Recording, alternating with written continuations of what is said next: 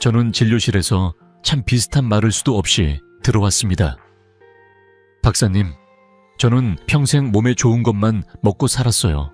그 말이 끝날 즈음이면 거의 빠지지 않고 등장하는 음식이 하나 있었습니다. 바로 삶은 달걀이었습니다. 하루도 거르지 않고 드신 분들, 10년, 20년, 어떤 분은 30년 넘게 같은 습관을 이어온 분들일수록 오히려 혈관이 서서히 막히고 신장 수치가 나빠지고 특별한 이유도 없이 피곤함에 시달리는 모습을 저는 너무 많이 보아왔습니다.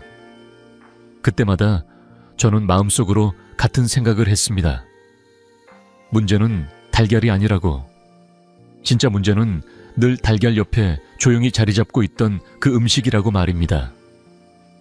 오늘 저는 이 이야기를 아주 차분하게, 그러나 꼭 전해야 할 마음으로 꺼내려 합니다. 삶은 달걀은 분명 훌륭한 식품입니다. 하지만 어떤 음식과 함께 어떤 습관으로 먹느냐에 따라 약이 되기도 하고 서서히 몸을 망가뜨리는 원인이 되기도 합니다. 특히 노년기에는 이 작은 차이가 생각보다 훨씬 큰 결과로 이어집니다. 오늘 말씀드릴 내용은 거창한 비법도 어려운 의학 이론도 아닙니다. 다만 많은 분들이 평생 한 번도 의심해보지 않았던 익숙한 조합, 그리고 그 조합이 몸속에서 어떤 일을 벌이고 있는지에 대한 이야기입니다. 저는 이승호라고 합니다. 올해로 85살이 되었고 의사의 길을 걸은 지는 어느덧 50년에 가까워졌습니다. 그동안 수만 명의 환자를 직접 만나며 진료했고 지금도 가능한 한 현장을 떠나지 않으려 노력하고 있습니다. 젊을 때는 최신 치료법과 수치를 좇았다면 나이가 들수록 저는 생활 속 습관 하나가 약보다 더 큰 힘을 가진다는 사실을 절실히 느끼게 되었습니다. 특히 음식은 하루 3번, 평생 반복되는 선택이기에 그 영향은 더욱 큽니다. 얼마 전 제 진료실을 찾은 70대 후반의 한 어르신이 떠오릅니다. 이분은 늘 규칙적으로 식사했고 아침마다 삶은 달걀을 꼭 챙겨 드셨습니다. 그런데도 검사 결과는 점점 나빠지고 있었습니다. 본인은 이유를 알 수 없어 답답해 하셨고 이렇게까지 관리했는데 왜 이럴까요? 라며 조심스럽게 물으셨습니다. 저는 식단표를 천천히 살펴보다가 아주 사소해 보이는 한 가지 습관을 발견했습니다. 그분 역시 많은 분들처럼 달걀과 늘 함께 먹던 음식이 있었습니다. 그리고 그 습관을 조금만 조정했을 뿐인데 몇 달 뒤 검사 수치는 눈에 띄게 달라졌습니다. 이 영상에서는 바로 그런 이야기들을 나누려 합니다. 달걀을 끊자는 이야기가 아닙니다. 오히려 달걀을 제대로 오래도록 내 편으로 만드는 방법에 대한 이야기입니다. 평생 건강을 위해 해왔던 습관이 혹시 나도 모르게 몸을 힘들게 하고 있지는 않았는지 오늘 이 시간만큼은 함께 차분히 돌아보셨으면 합니다. 그리고 이 이야기가 끝날 즈음에는 내일 아침 식탁이 조금은 다르게 보이기를, 그 작은 변화가 앞으로의 시간을 훨씬 편안하게 만들어주기를 진심으로 바랍니다. 저는 오랜 시간 진료실에 앉아 있으면서 달걀만큼 자주 등장하는 음식을 거의 보지 못했습니다. 특히 노년기에 접어든 분들일수록 달걀에 대한 신뢰는 거의 절대적입니다. 씹기 편해서요. 속이 편하잖아요. 의사들이 다 좋다던데요. 이런 말들을 들을 때마다 저는 고개를 끄덕이곤 했습니다. 사실 그 말들은 틀리지 않았기 때문입니다. 달걀은 정말 훌륭한 식품입니다. 달걀 하나에는 노년기에 꼭 필요한 영양이 거의 빠짐없이 들어있습니다. 근육을 지켜주는 단백질, 신경과 혈액에 중요한 비타민 B군, 빈혈을 막아주는 철분, 뇌 기능을 돕는 콜린, 혈관 건강에 관여하는 레시틴까지 복잡한 설명 없이도 이 정도면 충분하다고 말할 수 있을 만큼 균형이 잘 잡혀 있습니다. 게다가 조리도 간단하고 가격 부담도 적고 치아가 약해진 분들도 비교적 편하게 드실 수 있습니다. 그래서 저는 젊은 시절부터 지금까지 줄곧 같은 말을 해왔습니다. 노년기에는 고기 한 점보다 달걀 하나가 더 나을 때가 많습니다라고요. 문제는 바로 여기서 시작됩니다. 너무 좋다고 알려진 나머지, 너무 오래 먹어온 나머지, 어느 순간부터 사람들은 달걀을 생각하지 않고 먹는 음식으로 여기기 시작했습니다. 아침에 눈 뜨면 습관처럼 달걀을 삶고 아무 의심 없이 늘 같은 방식으로 식탁에 올립니다. 그리고 이렇게 말합니다. 달걀은 몸에 좋으니까요. 하지만 저는 그 다음 질문을 늘 마음속으로 던져왔습니다. 어떻게 드시고 계신가요? 라는 질문입니다. 많은 분들이 이렇게 생각합니다. 달걀은 완전 식품이니까 어떤 음식과 먹어도 괜찮을 거라고요. 달걀은 특별히 조심할 게 없는 음식이라고요. 하지만 진료실에서 제가 마주한 현실은 조금 달랐습니다. 검사 수치는 나빠지는데 식습관을 물어보면 오히려 모범생처럼 관리하고 계신 분들이 많았습니다. 고기는 줄였고 기름진 음식은 피했고 아침마다 달걀을 챙겨 드셨습니다. 그럼에도 혈관은 점점 딱딱해지고 신장 수치는 서서히 떨어지고 몸은 이유 없이 무거워졌습니다. 그럴 때 저는 식단을 아주 천천히 하나하나 다시 살펴봅니다. 그러다 보면 공통점이 보이기 시작합니다. 달걀 자체는 문제가 없어 보이는데 늘 함께 등장하는 음식이 있습니다. 본인에게는 너무 익숙해서 음식이라고 느끼지도 못하는 조합, 수십 년간 반복해온 습관 말입니다. 그 순간 저는 확신하게 됩니다. 달걀을 틀리게 먹고 있는 게 아니라 달걀을 틀린 방식으로 먹고 있다는 것을요. 이 차이는 아주 작아 보입니다. 하지만 그 결과는 결코 작지 않습니다. 오늘 하루의 몸 상태에서는 큰 차이를 느끼지 못할 수 있습니다. 배가 아프지도 않고 당장 쓰러지지도 않습니다. 그래서 대부분의 분들이 그냥 지나칩니다. 나이 들어서 그렇겠지. 다들 이 정도는 있잖아 하고 말입니다. 그러나 이 작은 차이는 10년, 20년이 지나면 전혀 다른 결과를 만들어냅니다. 같은 달걀을 먹었는데 어떤 사람은 여전히 혈관이 깨끗하고 어떤 사람은 약봉투가 늘어납니다. 저는 이 장면을 너무 많이 보아왔습니다. 그리고 그때마다 안타까웠습니다. 조금만 일찍 알았더라면, 조금만 다르게 먹었더라면, 굳이 겪지 않아도 될 불평과 고통이었기 때문입니다. 그래서 오늘 이 이야기를 꺼내는 이유도 여기에 있습니다. 달걀을 끊으라는 이야기가 아닙니다. 오히려 달걀의 가치를 제대로 살리자는 이야기입니다. 이제부터는 한 걸음 더 들어가 보려 합니다.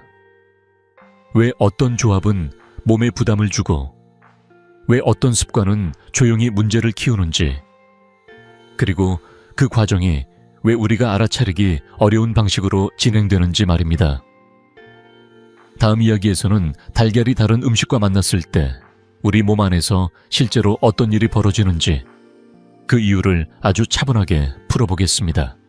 우리 몸을 저는 늘 하나의 살아있는 공장에 비유합니다. 겉으로 보기에는 조용하지만 안에서는 쉬지 않고 수많은 반응이 일어나고 있습니다. 음식이 들어오는 순간마다 새로운 공정이 시작되고 그 조합에 따라 결과는 완전히 달라집니다. 그래서 같은 음식을 먹어도 어떤 날은 속이 편하고 어떤 날은 이유 없이 더부룩한 것입니다. 이 차이를 단순히 체질이라고 넘기기에는 우리 몸은 생각보다 훨씬 정직하게 반응합니다. 달걀도 마찬가지입니다.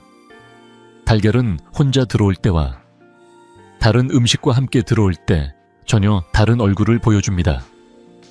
달걀 속의 단백질과 지방, 미네랄은 본래 몸에 꼭 필요한 재료들입니다. 하지만 특정 성분과 만나면 이야기가 달라집니다. 소화 효소가 제대로 작동하지 못하고 음식이 계획된 시간 안에 분해되지 못한 채 장으로 내려갑니다. 이때부터 문제가 시작됩니다. 분해되지 못한 음식 찌꺼기는 장 안에서 오래 머물게 됩니다. 머무는 시간이 길어질수록 부패가 일어나고 눈에 보이지 않는 노폐물과 염증 유발 물질이 만들어집니다. 장은 우리 몸의 면역과 직결된 기관이기 때문에 이 작은 변화는 생각보다 큰 파장을 일으킵니다. 장에서 시작된 불편함은 혈관을 타고 전신으로 퍼지고 결국 몸 곳곳에 미세한 염증으로 남게 됩니다. 여기서 가장 무서운 점은 이 과정이 너무나 조용하다는 사실입니다. 배가 심하게 아프지도 않고 갑자기 쓰러지지도 않습니다. 그래서 대부분의 분들이 아무 문제 없다고 생각합니다. 속은 괜찮은데요. 예전이랑 똑같이 먹는데요. 라고 말합니다. 하지만 몸은 이미 신호를 보내고 있습니다. 다만 그 신호가 아주 작고 천천히 나타날 뿐입니다. 제가 진료실에서 자주 듣는 말이 있습니다. 박사님, 큰 병이 있을 줄은 몰랐어요. 조금 피곤하긴 했는데 나이 때문인 줄 알았죠. 이 말 속에는 공통점이 있습니다. 몸이 보내는 초기 신호를 모두 나이 탓으로 넘겼다는 점입니다. 하지만 실제로는 음식이 장에서 제대로 처리되지 못하면서 생긴 문제들이 서서히 쌓여온 경우가 많습니다. 특히 노년기에는 이 과정이 더 쉽게 진행됩니다. 소화 효소의 분비가 예전 같지 않고 장의 움직임도 느려집니다. 젊을 때는 아무 문제 없이 넘겼던 조합이 나이가 들면서는 그대로 부담이 됩니다. 같은 달걀, 같은 식사인데도 어느 순간부터 속이 더딘 느낌이 들고 몸이 무거워지는 이유가 여기에 있습니다. 문제는 이 상태가 하루 이틀로 끝나지 않는다는 점입니다. 잘못된 조합이 매일 반복되면 장은 늘 과부하 상태에 놓입니다. 그 결과 염증 물질은 조금씩 늘어나고 혈관은 서서히 탄력을 잃습니다. 신장은 더 많은 노폐물을 걸러내느라 지치게 됩니다. 하지만 이 모든 과정은 조용히 진행되기 때문에 대부분의 분들은 병원에서 수치를 보고 나서야 놀라게 됩니다. 그래서 저는 늘 이렇게 말씀드립니다. 음식이 문제를 일으킬 때 가장 무서운 순간은 아플 때가 아니라 아무 느낌이 없을 때라고요.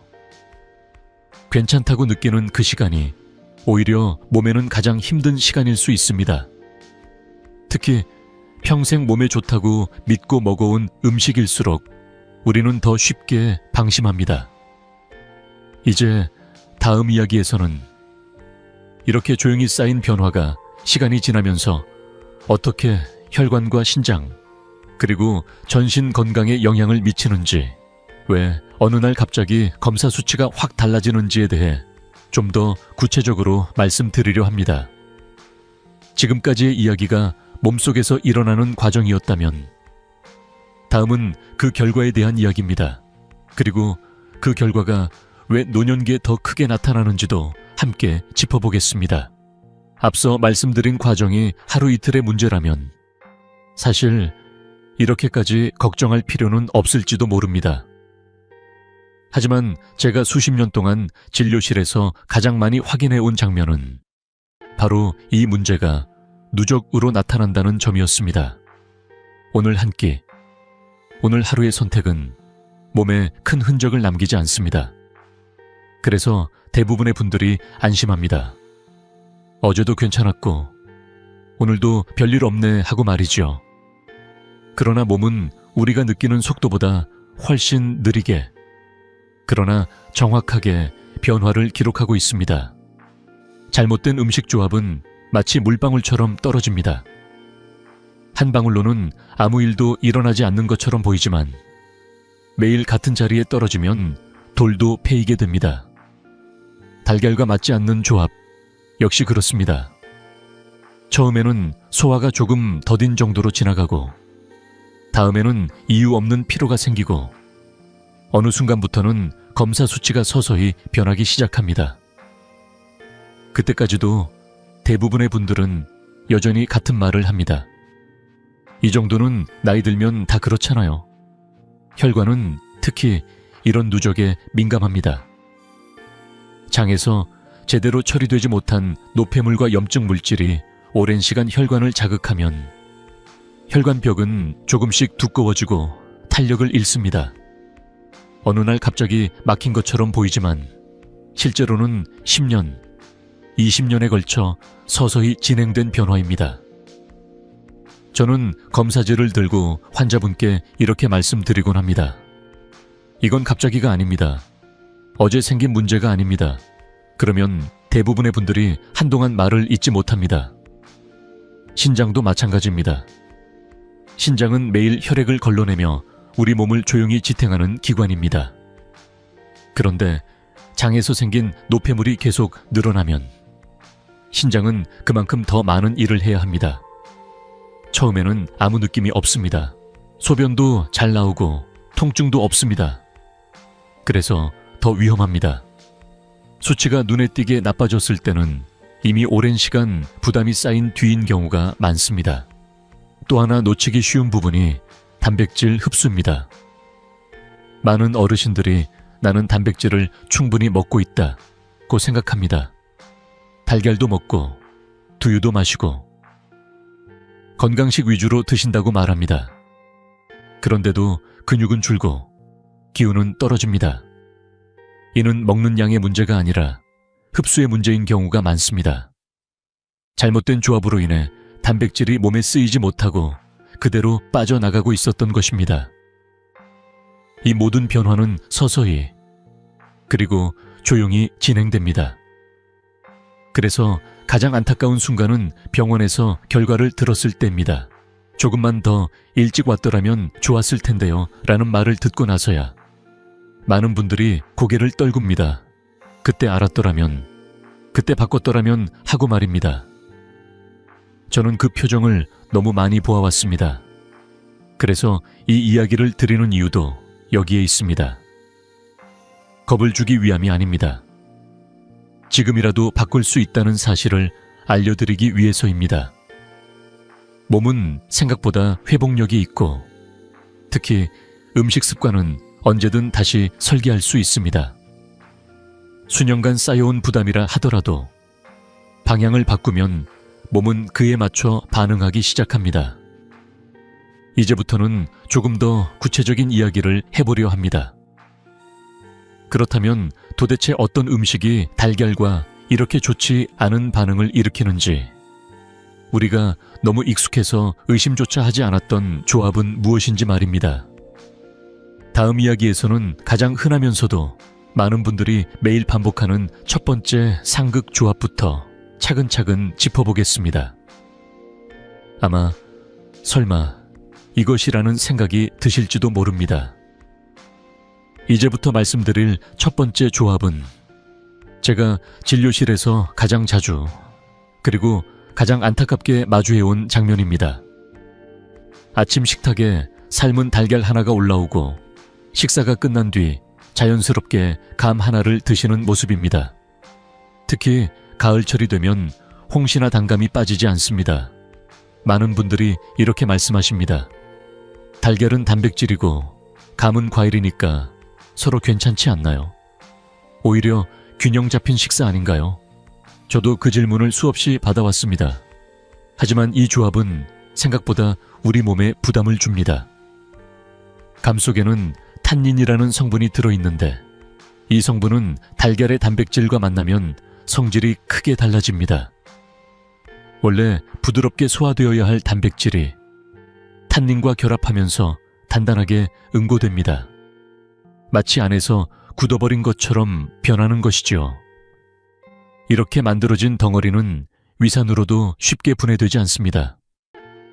그 결과 윗속에 오래 머물게 되고 속이 더부룩해지거나 묵직한 불편감으로 이어질 수 있습니다. 문제는 이 과정이 처음에는 거의 느껴지지 않는다는 점입니다. 한두 번 먹었다고 바로 아프지 않습니다. 그래서 대부분의 분들이 나는 괜찮다고 생각합니다. 그러나 이 조합이 반복되면 상황은 달라집니다. 위안에서 잘 녹지 않는 덩어리가 계속 쌓이면서 소화 기능에 부담을 주고 심한 경우에는 위안의 딱딱한 덩어리가 만들어지기도 합니다. 의학적으로는 이를 위석이라고 부르는데 실제로 저는 이 조합 때문에 내시경으로 제거해야 했던 70대 환자분들을 여러 번 만났습니다. 그분들 대부분은 비슷한 말씀을 하셨습니다. 박사님, 저는 평생 몸에 나쁜 건 안 먹고 살았어요. 아침에 달걀 먹고 후식으로 과일 먹는 게 뭐가 문제겠어요. 그 말 속에는 억울함과 놀라움이 함께 담겨 있었습니다. 본인 입장에서는 누구보다 건강을 챙긴다고 생각했기 때문입니다. 하지만 몸은 생각과 다르게 반응하고 있었습니다. 특히 노년기에는 위장의 움직임이 예전 같지 않습니다. 젊을 때는 아무 문제 없이 넘어갔던 조합도 나이가 들면 그대로 부담이 됩니다. 위에서 음식이 머무는 시간이 길어지고 소화 효소의 힘도 약해집니다. 이런 상태에서 달걀과 감이 함께 들어오면 위는 그 일을 감당하기가 훨씬 어려워집니다. 그래서 예전에는 괜찮았던 습관이 어느 순간부터 문제로 드러나는 것입니다. 여기서 중요한 점은 달걀이 나쁘다는 이야기가 아니라는 것입니다. 감 역시 나쁜 음식이 아닙니다. 문제는 함께 먹는 습관입니다. 저는 환자분들께 늘 이렇게 말씀드립니다. 음식 하나하나를 따지기보다 어떤 조합으로, 어떤 순서로 먹고 있는지를 한 번 더 살펴보셔야 한다고요. 이 경우 해결책은 생각보다 간단합니다. 달걀과 감을 같은 끼니에 먹지 않는 것입니다. 아침에 달걀을 드셨다면 감은 최소한 2시간 이후에 드시거나 아예 다른 시간대에 드시는 것이 좋습니다. 후식으로 꼭 과일이 필요하다면 감 대신 다른 과일을 선택하는 것도 하나의 방법입니다. 이 작은 조정만으로도 속이 훨씬 편해졌다고 말씀하시는 분들이 많습니다. 실제로 위장 불편감이 줄고 더부룩함이 사라졌다는 이야기를 자주 듣습니다. 이 조합이 무서운 이유는 너무 흔하고 너무 자연스럽기 때문입니다. 그래서 누구도 의심하지 않습니다. 하지만 바로 그런 습관이 오랜 시간 쌓이면 몸에는 분명한 흔적을 남깁니다. 저는 이 이야기를 겁을 주기 위해 드리는 것이 아닙니다. 지금이라도 바꿀 수 있다는 점을 말씀드리고 싶어서입니다. 그리고 아직 끝이 아닙니다. 많은 분들이 그렇다면 과일만 조심하면 되겠네 라고 생각하시지만 사실 더 많은 분들이 매일 반복하고 있는 또 다른 조합이 있습니다. 다음 이야기에서는 겉으로 보기에는 더 건강해 보이지만 노년기에는 오히려 영양 흡수를 방해할 수 있는 두 번째 상극조합에 대해 말씀드리겠습니다. 아마 이 이야기를 들으시면 아침 식탁을 다시 한번 떠올리게 되실 겁니다. 이제 말씀드릴 두 번째 조합은 겉으로 보기에는 가장 건강해 보이지만 실제로는 가장 많은 분들이 속고 있는 습관입니다. 바로 삶은 달걀과 두유를 함께 드시는 경우입니다. 특히 아침 식사로 이 조합을 선택하시는 어르신들이 정말 많습니다. 고기는 부담되고 달걀로 단백질 보충하고 두유로 콩 단백질도 같이 챙기면 좋지 않겠냐는 생각에서 시작된 습관입니다. 저 역시 이런 질문을 수없이 받아왔고 예전에는 많은 분들이 이 조합을 아주 모범적인 식단이라고 믿고 있었습니다. 하지만 진료실에서 결과를 놓고 보면 이야기는 전혀 다르게 흘러갑니다. 분명히 단백질을 충분히 먹고 있는데도 근육은 줄고 기운은 떨어지고 몸은 점점 약해집니다. 어르신들 스스로도 이해가 되지 않아 답답해 하십니다. 먹는 건 줄이지 않았는데 왜 이렇게 힘이 없을까요? 검사해보면 단백질이 부족하다고 나오네요. 그럴 때 저는 식단을 다시 천천히 들여다봅니다. 그리고 빠지지 않고 등장하는 것이 바로 이 조합입니다. 달걀과 두유에는 공통점이 하나 있습니다. 둘 다 단백질이 풍부하지만 동시에 단백질 분해를 방해하는 성분도 함께 가지고 있다는 점입니다. 평소에는 큰 문제가 되지 않을 수 있지만 이 두 가지가 동시에 들어오면 상황이 달라집니다. 소화 과정에서 단백질을 잘게 나누어 흡수해야 하는 단계가 원활하게 이루어지지 않습니다. 쉽게 말해 먹기는 먹었는데 몸이 쓸 수 있는 형태로 바뀌지 않는 것입니다. 이 현상은 특히 노년기에 더 뚜렷하게 나타납니다. 나이가 들수록 소화 효소의 분비량은 줄어들고 장의 흡수 능력도 예전 같지 않습니다. 이런 상태에서 단백질 분해를 방해하는 성분이 겹치면 몸은 더 큰 부담을 느낍니다. 그 결과 단백질은 장을 그냥 통과해버리고 근육과 뼈로 전달되지 못합니다. 그래서 충분히 먹고도 근육량은 줄고 다리에 힘이 빠지고 쉽게 피로해지는 것입니다. 저는 실제로 이 조합을 끊은 뒤 눈에 띄게 달라진 분들을 정말 많이 보았습니다.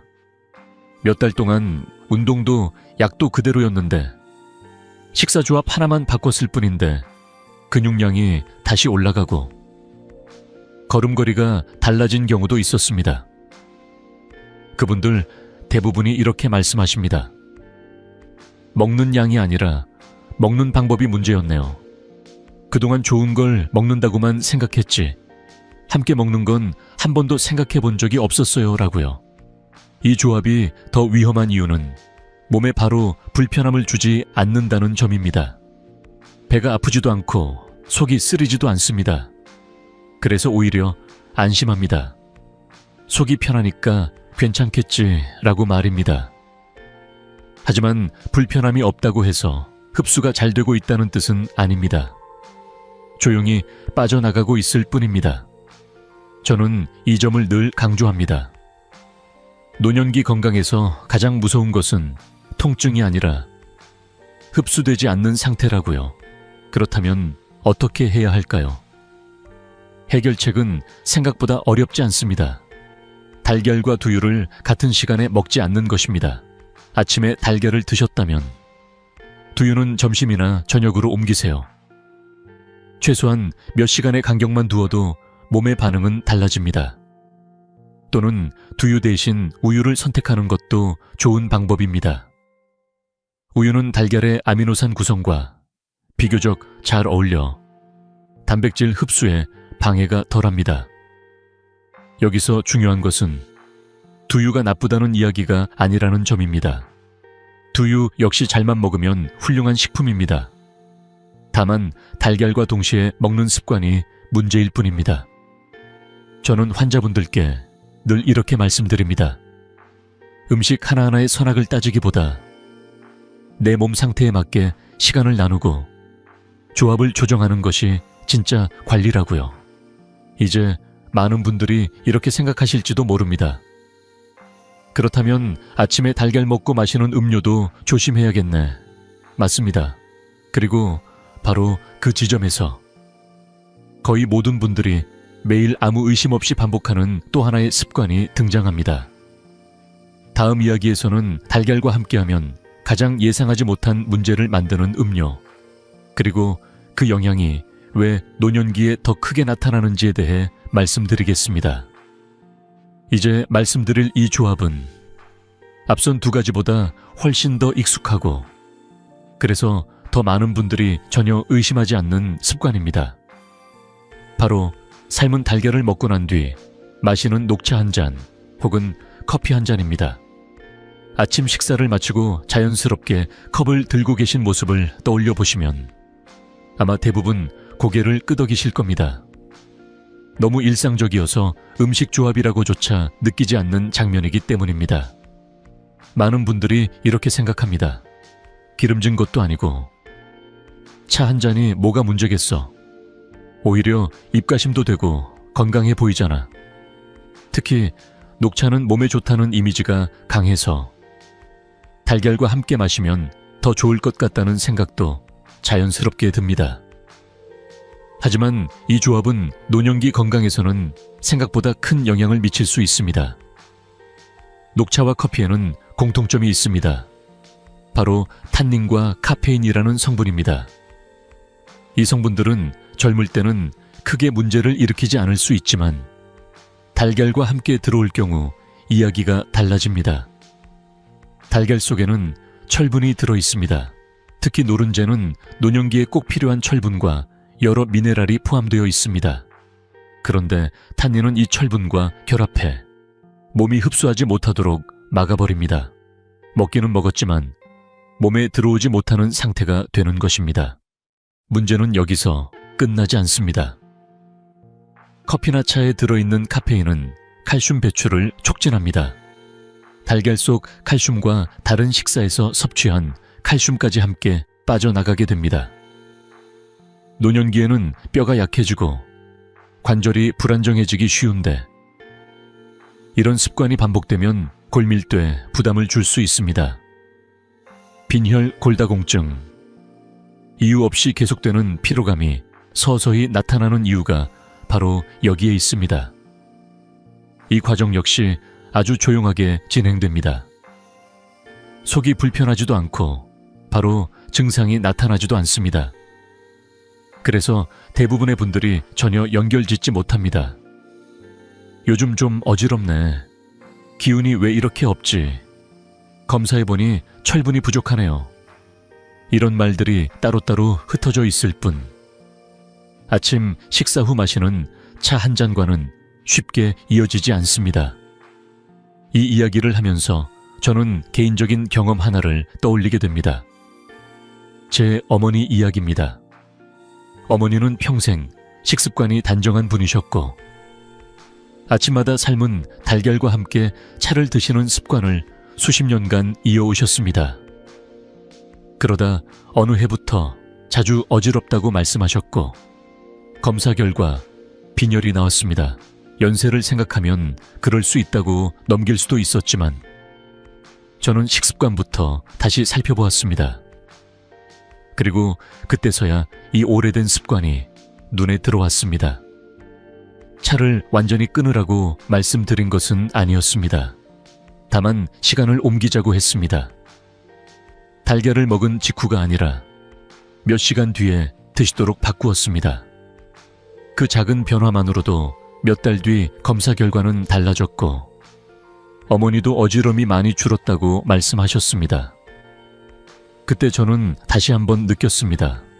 몸은 복잡한 이론보다 일상의 작은 선택에 더 크게 반응한다는 사실을 말입니다. 여기서 꼭 짚고 넘어가고 싶은 점이 있습니다.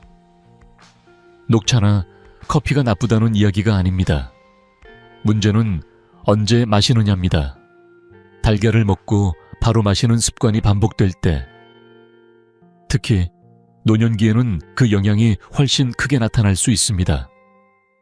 많은 분들이 나는 소화도 잘 되고 괜찮은데요 라고 말씀하시지만 흡수되지 않는 상태는 불편함 없이 진행된다는 점을 꼭 기억하셔야 합니다.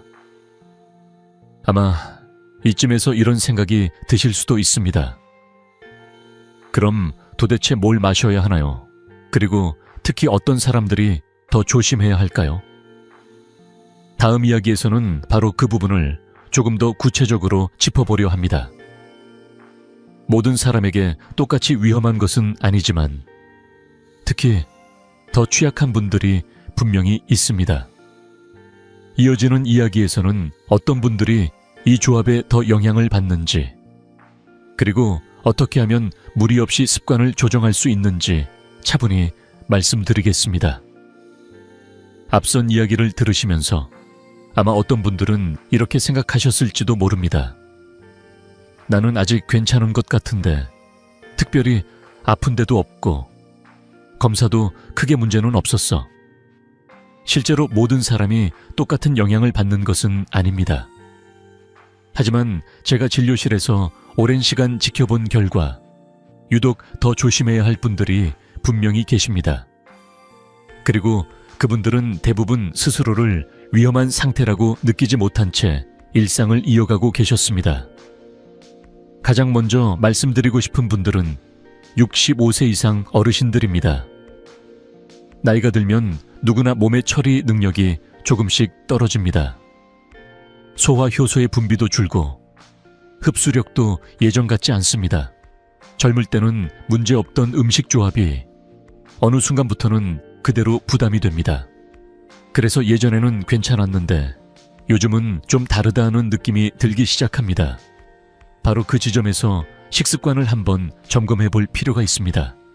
특히 빈혈이 있거나 자주 어지럽고 피로를 느끼는 분들은 더욱 주의하셔야 합니다.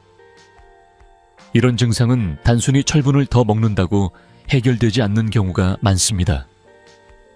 이미 드시고 있는 음식 속 철분이 제대로 흡수되지 않고 있을 가능성도 있기 때문입니다. 저는 철분제를 오래 드셨는데도 수치가 오르지 않아 답답해 하던 분들을 여럿 보았습니다. 그분들의 식습관을 살펴보면 달걀과 차, 커피를 거의 동시에 드시는 경우가 적지 않았습니다. 약을 늘리기 전에 습관을 먼저 조정했어야 했던 경우들입니다. 뼈가 약하다고 들으신 분들, 골밀도 검사에서 주의하라는 말을 들은 분들도 마찬가지입니다. 노년기에는 칼슘을 충분히 섭취하는 것도 중요하지만 그만큼 잘 지켜내는 것도 중요합니다. 달걀은 뼈 건강에 도움이 될 수 있는 식품이지만 차나 커피와 바로 함께하면 오히려 칼슘이 빠져나가는 쪽으로 작용할 수 있습니다. 이 차이는 하루 이틀로는 느끼기 어렵지만 수년이 지나면 분명한 차이로 나타납니다. 신장이 약한 분들은 특히 더 섬세한 관리가 필요합니다. 신장은 조용히 일하는 기관이기 때문에 불편함을 느낄 때쯤이면 이미 부담이 많이 쌓인 경우가 많습니다. 달걀은 신장에 부담이 적은 단백질 공급원이 될 수 있지만 흡수가 잘 되지 않는 상태가 반복되면 이야기가 달라집니다. 흡수되지 못한 노폐물을 신장이 계속 처리해야 하기 때문입니다. 저는 몸에 좋다는 이유로 같은 조합을 고집하다가 오히려 신장 수치가 나빠진 분들을 여럿 보아왔습니다. 그래서 저는 늘 이렇게 말씀드립니다. 달걀은 약이 될 수도 있고 이거 독이 될 수도 있다고요. 그 차이를 만드는 것은 달걀 자체가 아니라 우리의 선택입니다. 어떤 음식과 함께 먹는지, 어떤 시간에 먹는지, 이 작은 선택이 몸에는 큰 의미로 남습니다. 특히 이미 몸이 예전 같지 않다는 신호를 보내고 있다면 더더욱 조심해야 합니다. 여기서 꼭 기억해 주셨으면 하는 아주 간단한 원칙이 있습니다. 차와 커피는 달걀을 먹고 최소 2-3시간 뒤에 드시라는 것입니다. 이것만 지켜도 몸이 훨씬 편해졌다고 말씀하시는 분들이 많습니다. 아침에 달걀을 드셨다면 차나 커피는 점심 무렵이나 오후로 옮겨보세요. 처음에는 허전하게 느껴질 수 있지만 몸은 분명히 반응합니다. 이 이야기를 듣고 나서 그럼 나는 달걀을 어떻게 먹는 게 가장 좋을까라는 생각이 드셨다면 아주 좋은 흐름입니다. 이제부터는 조심해야 할 조합을 피하는 것을 넘어서 달걀을 제대로 활용하는 방법에 대해 이야기해 보려 합니다. 같은 달걀이라도 어떻게 먹느냐에 따라 노년기의 에너지가 달라질 수 있습니다. 다음 이야기에서는 달걀을 가장 안전하고 가장 이롭게 먹는 방법을 차분히 정리해 드리겠습니다.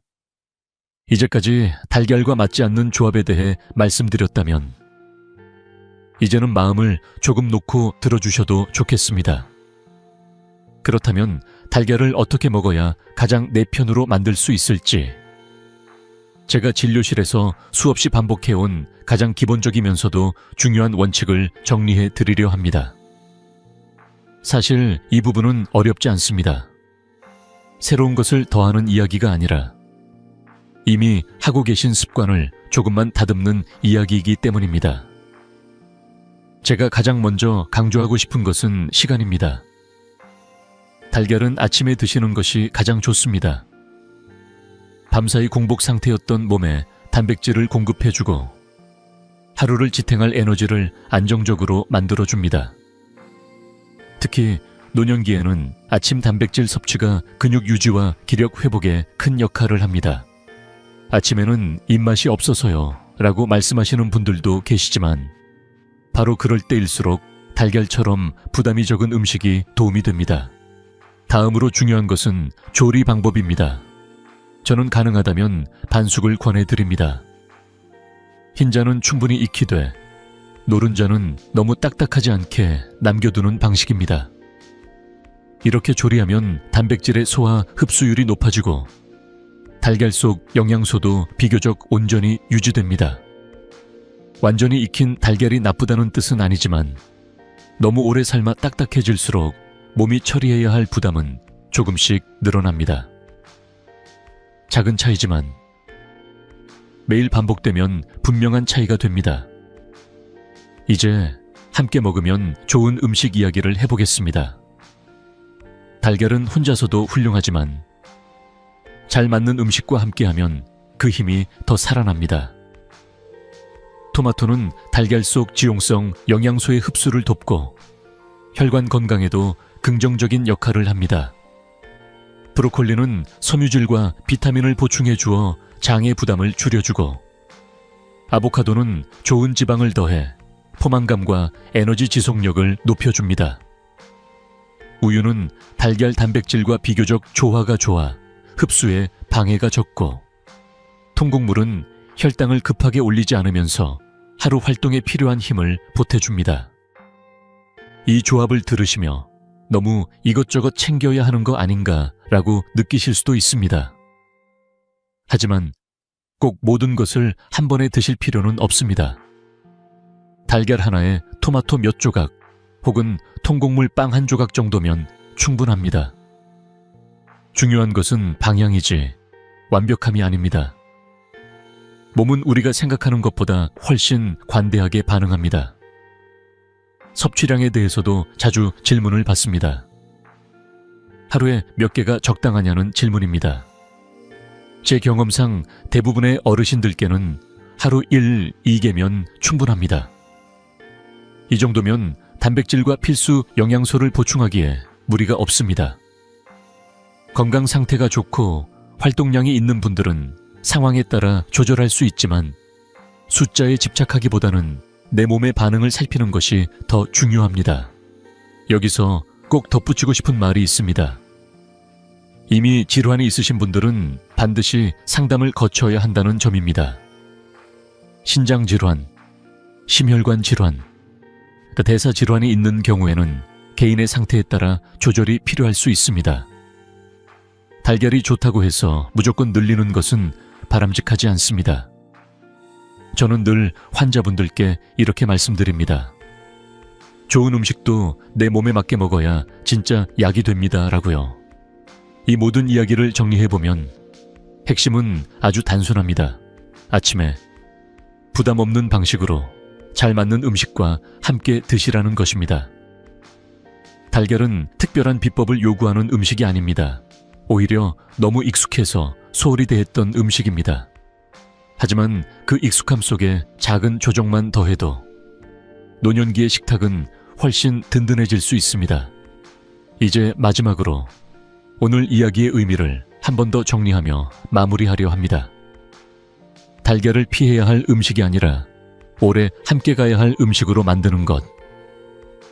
그 작은 차이가 앞으로의 시간을 얼마나 편안하게 바꿀 수 있는지에 대한 이야기입니다. 다음으로 이어질 마지막 이야기에선 이 모든 내용을 차분히 묶어 다시 한번 마음에 남길 수 있도록 정리해 드리겠습니다. 이제 오늘 이야기를 천천히 정리해 보려 합니다. 달걀이라는 음식은 처음부터 끝까지 변하지 않았습니다. 문제도 해답도 그 안에 있지 않았습니다. 달라져야 했던 것은 우리가 오랫동안 너무 익숙하게 반복해 온 습관이었습니다. 무엇과 함께 먹는지, 어떤 시간에 먹는지, 이 사소해 보이는 선택이 몸에는 생각보다 큰 흔적으로 남는다는 것을 저는 수십 년 동안 지켜보았습니다.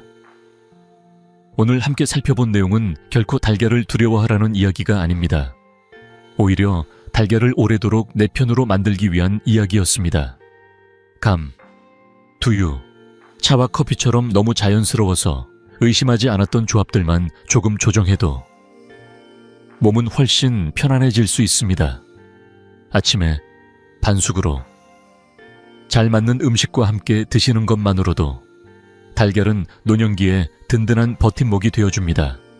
제가 꼭 전하고 싶은 메시지는 이것입니다. 건강은 어느 날 갑자기 무너지는 것이 아니라 매일의 선택이 쌓여 만들어진다는 사실입니다. 그리고 그 선택은 오늘부터라도 바꿀 수 있습니다. 내일 아침 식탁에서 달걀 옆에 무엇을 올릴지, 달걀을 먹고 언제 차를 마실지, 그 작은 결정을 조금만 다르게 해보세요. 몸은 생각보다 빠르게, 그리고 정직하게 반응합니다. 이 이야기가 여러분 한 분에게서 멈추지 않았으면 좋겠습니다. 부모님, 배우자, 가까운 어르신 한 분께라도 오늘 들은 내용을 조용히 전해주세요. 이건 꼭 피하셔야 해요. 가 아니라 이렇게 드시면 더 좋대요 라는 말로 충분합니다. 그 한마디가 누군가의 5년, 10년을 지켜줄 수도 있습니다. 이 채널은 앞으로도 어렵지 않은 이야기, 생활 속에서 바로 적용할 수 있는 건강 이야기를 계속 나누려 합니다. 구독과 좋아요는 단순한 표시가 아니라 이런 이야기를 더 많은 분들께 전할 수 있게 해주는 힘이 됩니다. 오늘 이 시간이 조금이라도 도움이 되셨다면 조용히 함께 해주시면 감사하겠습니다. 끝까지 함께 해주셔서 진심으로 고맙습니다. 오늘 밤은 마음 편히 쉬시고 내일 아침은 조금 다른 식탁으로 하루를 시작해보세요. 그 작은 변화가 앞으로의 시간을 훨씬 따뜻하게 만들어줄 것이라 저는 믿습니다. 다음 영상에서 다시 뵙겠습니다.